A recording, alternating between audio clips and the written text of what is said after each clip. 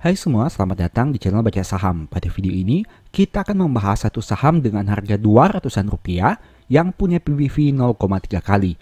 Ini merupakan salah satu saham PBV terendah di bursa yang konsisten mencetak laba. Tapi seperti biasa, semua pembahasan ini bukan rekomendasi dan hanya informasi. Ingat, kerugian kamu tanggung sendiri ya. Saat ini kita akan membahas saham PNLF yang merupakan salah satu request dari subscriber Baca Saham. Teman-teman bisa melihat di sini untuk jejak langkahnya. Pada tahun 1974 didirikan PT Panin Finansial dengan nama PT Asuransi Jiwa Panin Putra. Pada tahun 1983 melakukan penawaran umum perdana dan menjadi perusahaan asuransi jiwa pertama yang go public. Dan pada tahun 2010 mengubah dan mengganti nama bidang usahanya menjadi PT Panin Finansial Tbk.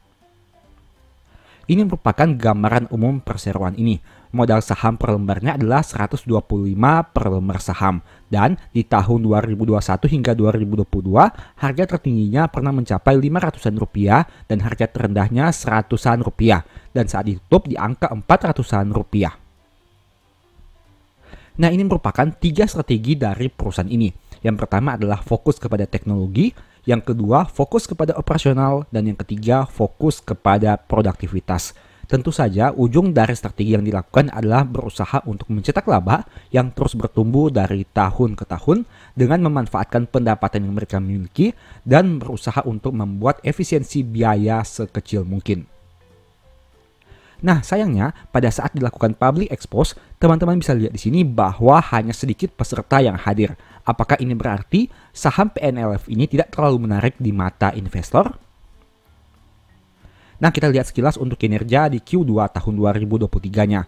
Untuk total asetnya, mayoritas berasal dari investasi pada entitas asosiasi dengan nominal 22,7 dan ini mencakup lebih dari 50% jumlah asetnya.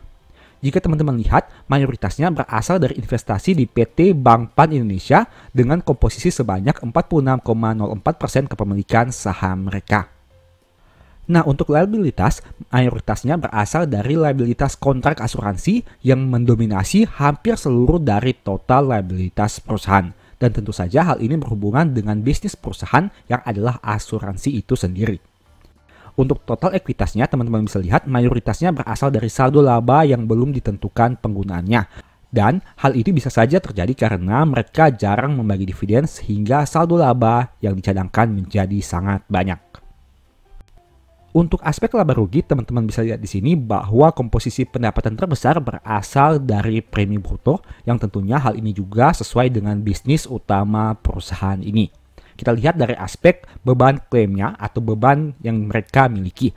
Bisa dilihat di sini juga komposisi biaya yang terbesar berasal dari jumlah klaim dan manfaat dan ada juga jumlah beban biaya lainnya.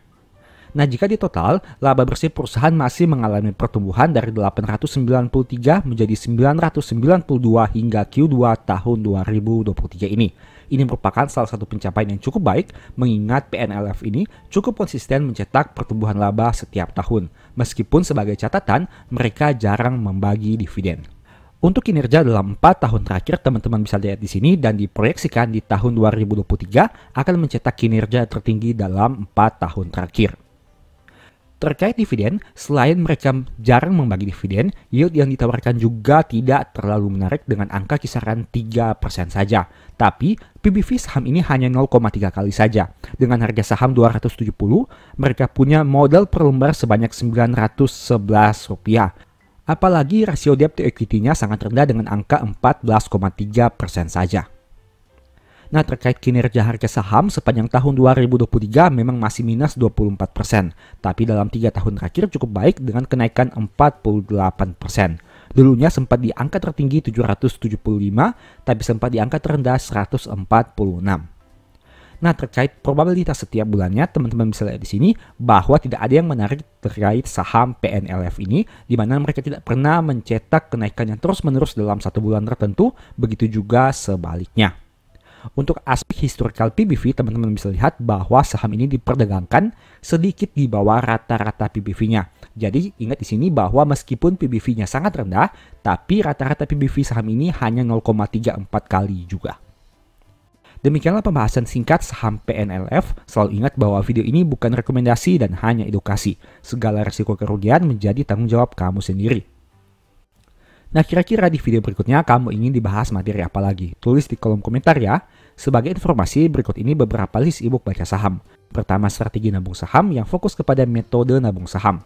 Kedua, The Stock Market yang fokus kepada analisa fundamental dan money management. Dan yang ketiga, cara cepat analisa laporan keuangan. Apabila tertarik melakukan pembelian, silahkan chat saja pada nomor WA yang tercantum. Sekian video ini, semoga bermanfaat. Thank you.